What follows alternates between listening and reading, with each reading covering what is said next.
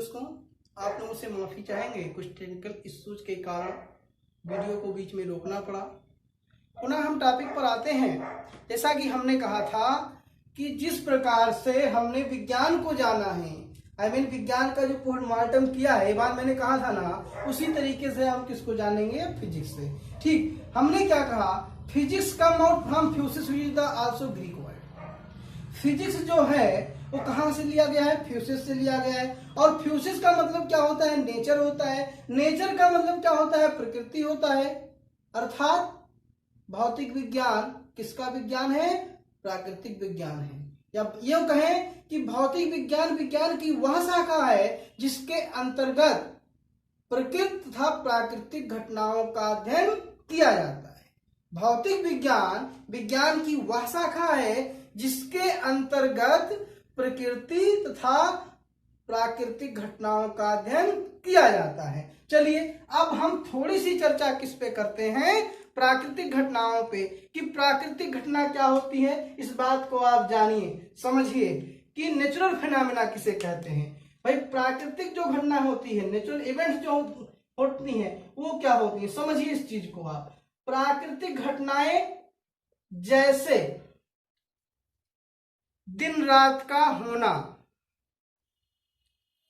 सूर्य का उगना और अस्त होना, ये सब क्या है? प्राकृतिक घटना है। ज्वार भाटा आना, ये भी कैसी घटना है? प्राकृतिक घटना है। तो हम इनका अध्ययन करते हैं।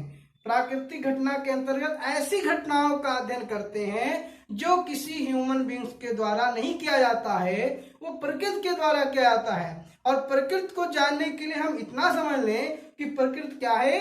भगवान है। जैसे अभी हम बात कर लें, कहते हैं जो महामारी आई है कोरोना, भाई कोरोना हर लोग जानते हैं। कोविड-19 WHO ने नाम दिया। भाई कोविड-19 जो नाम है, CO से आपका कोरोना होता है, और VI से होता है आपका वायरस होता है, और D से होता है डिजीज, और 2019 में आया, इसलिए इसको क्या कहा गया? कोविड-19 ये कहा गया, कोविड-19 कहा गया। ठीक, अब हम बात किसकी कर रहे हैं? नेचुरल फिनोमेना की, प्रकृति की बात कर दी। आपको होना चाहिए कि सर ने इसकी बात क्यों कर दिया? कैसे? देखिए, मैंने उसकी बात क्यों किया, इस बात को आपको समझना होगा, इस बात को आपको जानना होगा। ऐसा लोग कहते हैं, लोग कहते हैं क्या है? ये हो रहा है प्रत्येक 100 वर्ष पर प्रकृति के द्वारा कुछ ऐसा होता है जिससे जो प्राकृतिक उथल पुथल होती है, अव्यवस्था होती है, वो प्रकृति बैलेंस में लाती है, उसको समतुल्यता देती है। ठीक, तो जो भी जहां भी आप देखिए विकसित देश जितने भी है, जितने भी विकसित देश हैं, बहुत अधिक महामारी की चपेट में आए। हो सकता है वहां की क्लाइमेट हो, जलवायु हो, तो जलवायु क्लाइमेट का जिम्मेदार कौन है? हम हैं, हमारे इवेंट्स हैं, हम क्या करते हैं, वो चीज मायने रखती है, लेकिन totally depends on the nature. वो किस पर डिपेंड करता है? नेचर पर डिपेंड करता है। ठीक, तो जिस तरीके से हम इसका पोस्टमार्टम किए थे विज्ञान का, उसी तरीके से हम इसको लेकर चलते हैं। ठीक, तो अगर आपसे कोई कहे कि विज्ञान क्या है, तो आप कह दीजिए कि प्रयोगों तथा परीक्षणों के आधार पर प्राप्त ज्ञान का जो सुसंगठित रूप होता है, वो क्या होता है? विज्ञान होता है। जैसे भी आप चाहें वैसे कह लें, विज्ञान कोई इतना बड़ा इशू नहीं है, और हमें लगता है आप सारी चीज जान गए होंगे। ठीक, अब बात आती है कि भौतिक विज्ञान। तो भौतिक विज्ञान की हमने बता दिया भाई, भी भौतिक विज्ञान कहां से आया। ठीक, अब भौतिक विज्ञान की अगर परिभाषा देखा जाए, तो भौतिक विज्ञान विज्ञान की वह शाखा है जिसमें द्रव्य कामा ऊर्जा के विभिन्न स्वरूपों तथा द्रव्य से उनकी अन्योन्य क्रियाओं का अध्ययन किया जाता है। समझिए, भौतिक विज्ञान विज्ञान की वह शाखा है जिसके अंतर्गत द्रव्य तथा ऊर्जा के विभिन्न स्वरूपों तथा उनकी परस्पर अन्योन्य क्रियाओं का अध्ययन किया जाता है। ये भौतिक विज्ञान की क्या हो गई? परिभाषा हो गई। ठीक, दो परिभाषा यहाँ पर हो गई। पहली क्या हुई कि भौतिक विज्ञान विज्ञान की वह शाखा है जिसके अंतर्गत प्रकृति तथा प्राकृतिक घटनाओं का अध्ययन किया जाता है। अब चूंकि प्रकृति में जो कुछ भी है वो द्रव्य ही है, द्रव्य समझते हैं आप, अभी द्रव्य आपको मैं बताऊंगा, ऊर्जा भी बताऊंगा, और द्रव्य ऊर्जा में रिलेशन क्या होता है इसको मैं भी बताऊंगा। तीनों चीजें बताऊंगा, बारी बारी से आप देखते जाइए कि क्या होता है द्रव्य। ठीक, दूसरी परिभाषा क्या है कि भौतिक विज्ञान विज्ञान की वह शाखा है जिसके अंतर्गत द्रव्य तथा ऊर्जा के विभिन्न स्वरूपों तथा उनके अन्योन्य क्रियाओं का अध्ययन किया जाता है। ठीक, अब यहां से दो चीजें मिलती हैं आपको, मैं लिख दूं, आप लोग लिख लीजिए कि फिजिक्स इज दैट साइंस या that branch of science in which the study of matter and all forms of energy and their interaction with matter. ये आपका डिफिनेशन हो जाता है। ठीक, तो आप चाहे तो अंग्रेजी में लिखते हैं, आप चाहे तो इंग्लिश में लिखते हैं, चलिए इंग्लिश में लिखते हैं हम। Physics is that branch of science, physics is that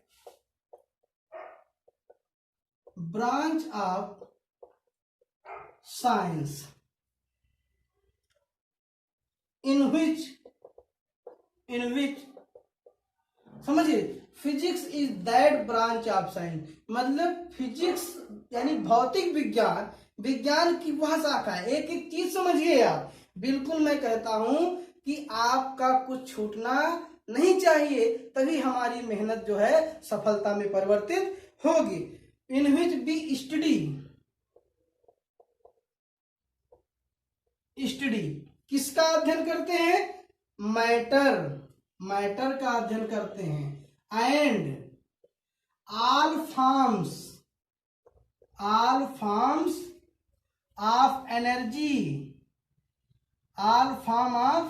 energy, मतलब ऊर्जा के विभिन्न स्वरूपों। भाई एनर्जी इसका मतलब क्या हो गया? ऑल फॉर्म्स ऑफ एनर्जी मतलब ऊर्जा के विभिन्न स्वरूपों, एंड देयर मतलब उनके क्या? इंटरएक्शन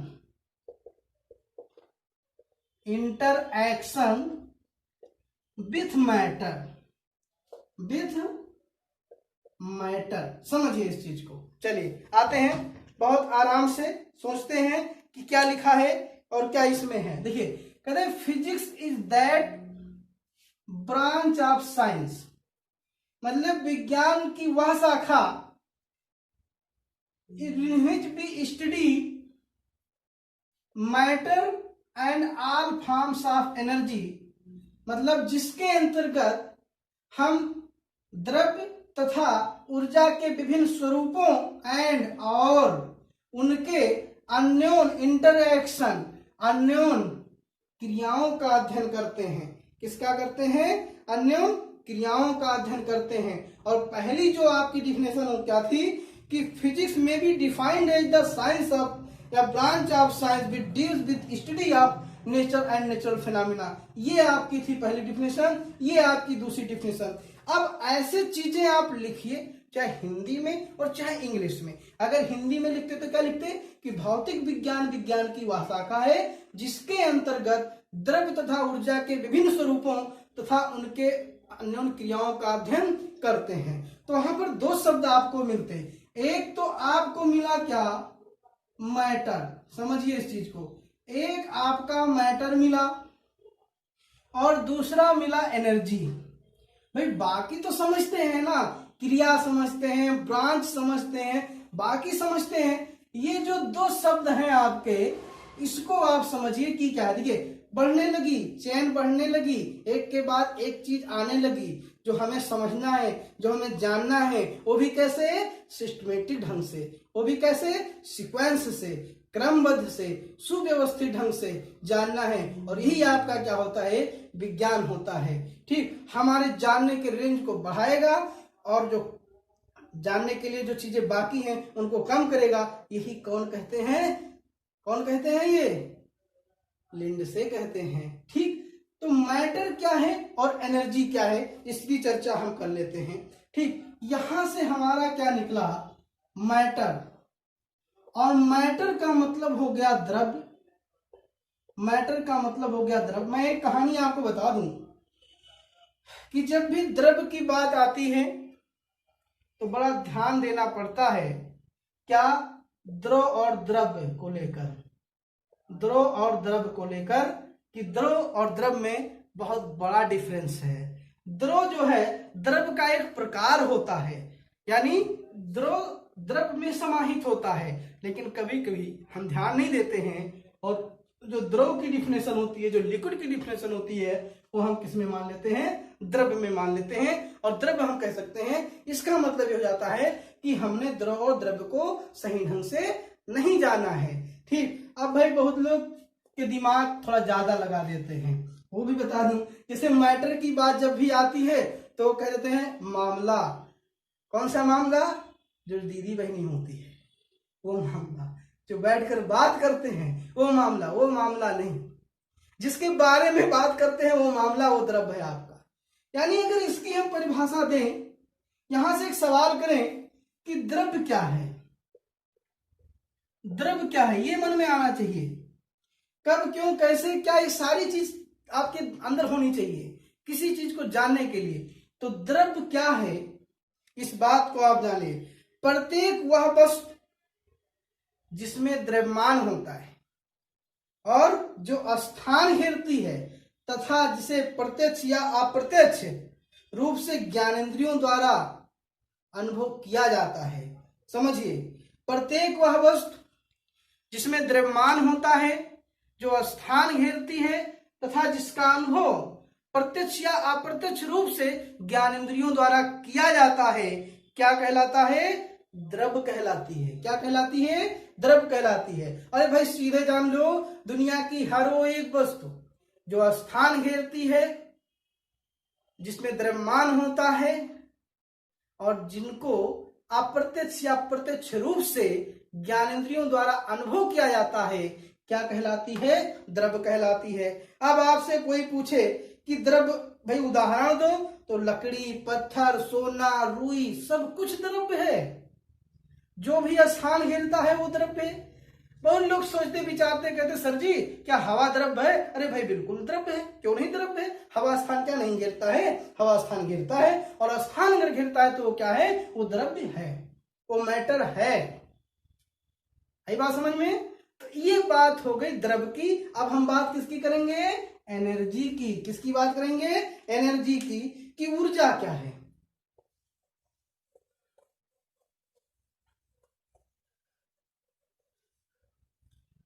सॉरी, थोड़ा एक चीज द्रव पर और मैं डिस्कस कर दूं, कि जो द्रव है जिनको हम पदार्थ भी कहते हैं, अगर हम देखें बेसिक लेवल पर तो 3 ही अवस्थाएं होती थी, लेकिन इसकी 5 अवस्थाएं हैं। ठोस, द्रव, gas, plasma, Bose Einstein, condensate. 5 अवस्थाएं द्रव की इस समय हैं, जिनकी पढ़ाई हो रही है और जिन्हें जानना जरूरी है, क्योंकि आपके सिलेबस के अनुसार केवल 3 ही चीजें यहां पर डिस्कस की जाती हैं, ठोस, द्रव और गैस। ये 3 चीजें, तो इसको आप जानते भी हैं। जब भी आएगा टॉपिक में आपको इसका गहन अध्ययन कराया जाएगा। लेकिन उसके पहले हम, जो आपका एक और चीज है जो आपको एक जानना है, जो फिजिक्स की परिभाषा में समाहित है, वो आपका क्या है? ऊर्जा। ऊर्जा क्या है? ऊर्जा को अंग्रेजी में क्या कहते हैं? एनर्जी कहते हैं। क्या कहते हैं? एनर्जी। ठीक, कहते हैं बड़ा बलवान है। भाई बलवान ऐसे नहीं है, उसके अंदर ऊर्जा बहुत है, तब वो बलवान होता है। ठीक, तो अभी तक आपने द्रव समझा, ऊर्जा समझ लीजिए। ऊर्जा वह भौतिक राशि है, ये physical quantity, energy is the physical quantity. ठीक, ऊर्जा वह भौतिक राशि है जिसमें कार्य करने की क्षमता होती है।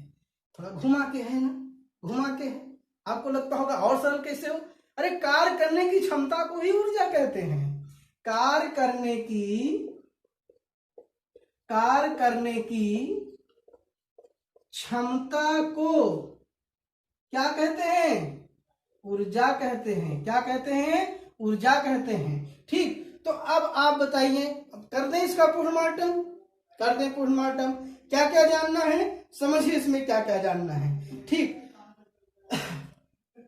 अब भाई ऊर्जा है, आपको ऊर्जा को हम सेंटर में रख देते हैं, जिसको कहते हैं क्या है, एनर्जी कहते हैं अंग्रेजी में। ठीक, परिभाषा पूछे तो क्या, कार्य करने की क्षमता को ऊर्जा कहते हैं, या ऊर्जा वह भौतिक राशि है जिसमें कार्य करने की क्षमता होती है। बात तो एक ही है ना, लेकिन हमें लगता है आपको ऊर्जा की परिभाषा है तो सीधे आप लिख दें कि ऊर्जा किसे कहते हैं, कार्य करने की क्षमता को क्या कहते हैं, ऊर्जा कहते हैं। ठीक, अब आप देखिए कि इसके रूप भी होते हैं। भाई ऊष्मा भी ऊर्जा का ही रूप है, प्रकाश भी ऊर्जा की रूप है, द्रव्य की गतिज ऊर्जा, ठीक, विद्युत ऊर्जा, चुंबकीय ऊर्जा, नाभिकीय ऊर्जा, सभी प्रकार के किसके रूप हैं, ऊर्जा के रूप हैं। पहले वो ऊर्जा है, फिर उसके बाद उसमें धीरे धीरे आपकी कैटेगरी जाती है और आप तो जानते हैं, जैसे आपको सूर्य से कौन सी ऊर्जा मिलती है, उसमें ऊर्जा मिलती है। ठीक, अब आपसे कोई कहे कि डायनमो जो चलता है या आपका जो बल्ब जलता है, बल्ब कौन सी ऊर्जा है, विद्युत ऊर्जा है। ठीक, तो ये आपकी क्या हो गई, ये आपकी ऊर्जा हो गई। तो यहां से जो है आपको मैं एक चीज और बता दूं, पहले ये माना जाता था कि ऊर्जा और जो एनर्जी है वो परस्पर जो है एक नहीं है। ऊर्जा अलग चीज है और एनर्जी अलग चीज है। इसका मतलब क्या है, वो आत्मनिर्भर नहीं है, उस डिपेंडेंट नहीं है एक दूसरे पर, बिल्कुल अलग अलग हैं। उनका कहीं एक नाता रिश्ता है ही नहीं कि ऊर्जा और द्रव्य कहीं है आपस में। लेकिन एक वैज्ञानिक आ गए और सारी बात समझ गए ना, मतलब ये माना जाता था कि ऊर्जा और द्रव्य में कोई संबंध नहीं है। लेकिन इसी बीच में आए कौन भैया, आए आइंस्टीन महोदय। आइंस्टीन नाम तो सब लोग सुने होंगे आइंस्टीन जी का। तो आइंस्टीन महोदय जो बहुत बड़े वैज्ञानिक हैं।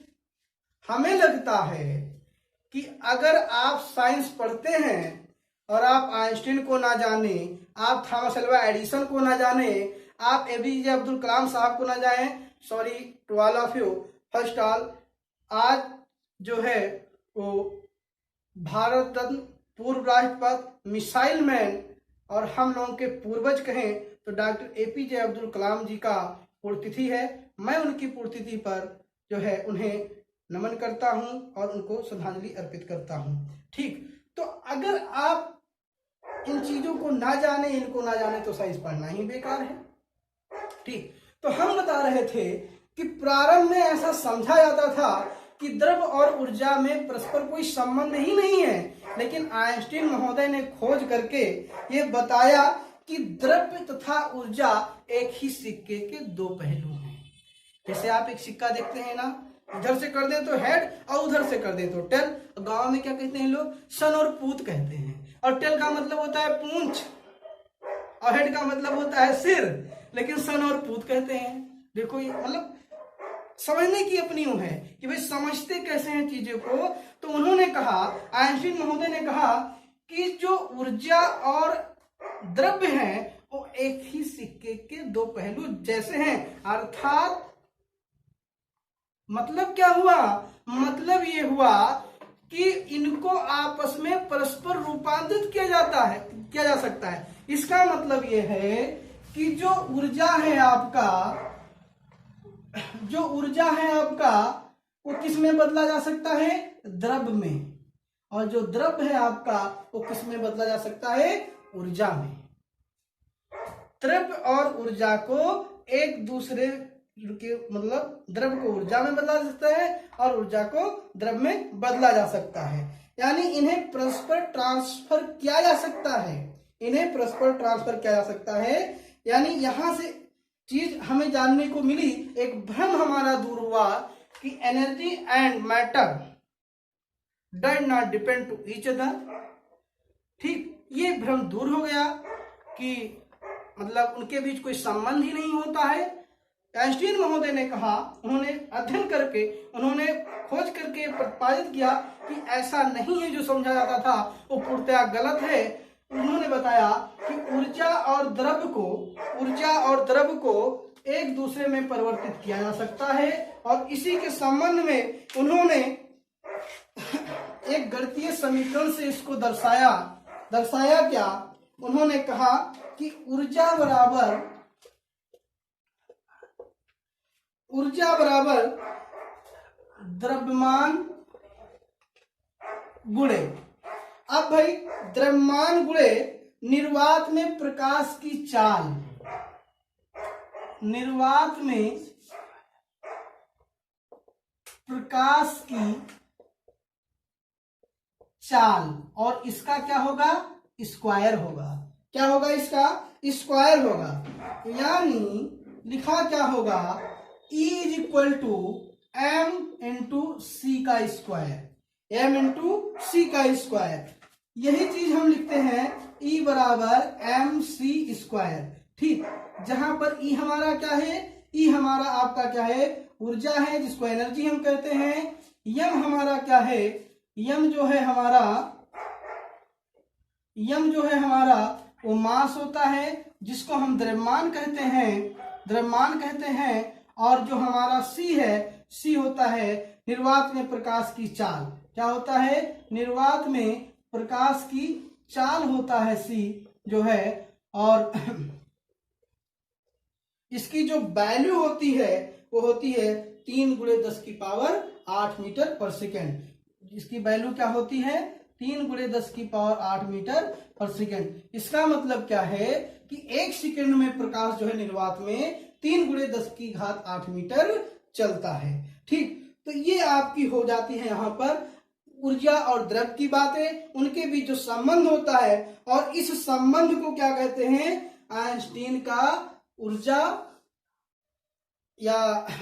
और द्रव्य की समतुल्यता का सिद्धांत, या मास एनर्जी रिलेशन ये भी कहा जाता है। ठीक, द्रव्य ऊर्जा का संबंध कहा जाता है। तो ये इतनी चीजें यहाँ पर हो गई। यहां से एक परिभाषा और निकलता है। कैसे? समझिए, यहाँ दिखाया गया कि ऊर्जा को किसमें बदला गया? मास में।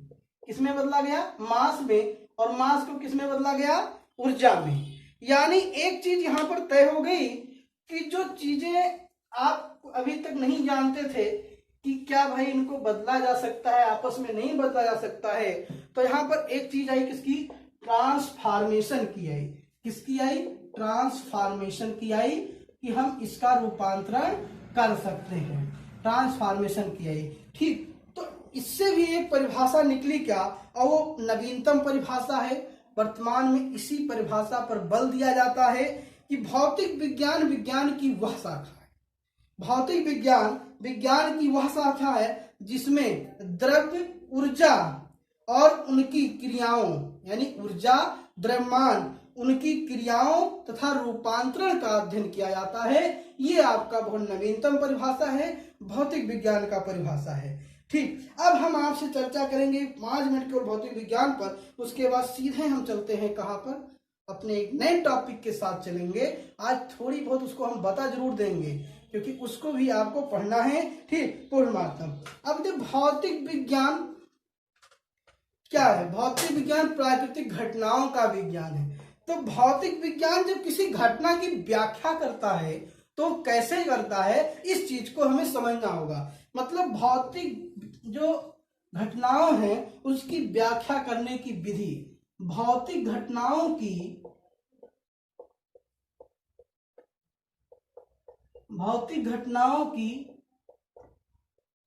व्याख्या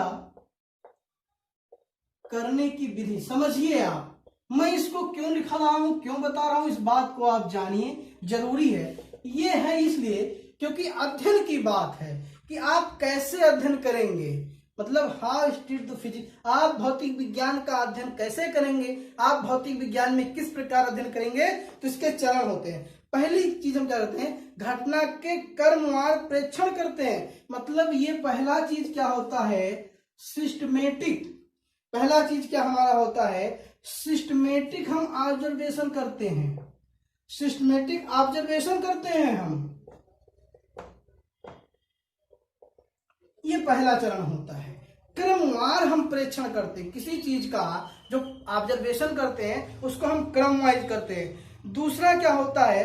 प्रेक्षणों पर आधारित सिद्धांत तथा परिकल्पनाएं, और जो प्रेक्षण हमारे होते हैं इसी पर हम प्रिंसिपल लागू करते हैं, इसी पर सिद्धांत लागू करते हैं। ठीक, यानी जो हमारा हाइपोथेसिस होता है, हमारी परिकल्पना जो होती है, यानी सिद्धांत तथा परिकल्पना, ये दूसरा चरण होता है। तीसरा क्या होता है कि जो प्रस्तावित सिद्धांत है के परिणाम और वास्तविक परीक्षणों की तुलना, यानी जो प्रस्तावित हमारा सिद्धांत होता है, प्रस्तावित जो सिद्धांत होता है उसका, और वास्तविक जो हमारा परीक्षण होता है उसकी हम तुलना करते हैं, मतलब वास्तविक परीक्षणों की हम तुलना करते हैं। और चौथा जो हमारा स्टेप है, अगर आवश्यक हुआ तो हम क्या करते हैं, जो हमारा प्रस्तावित जो सिद्धांत होता है उसमें सुधार करते हैं।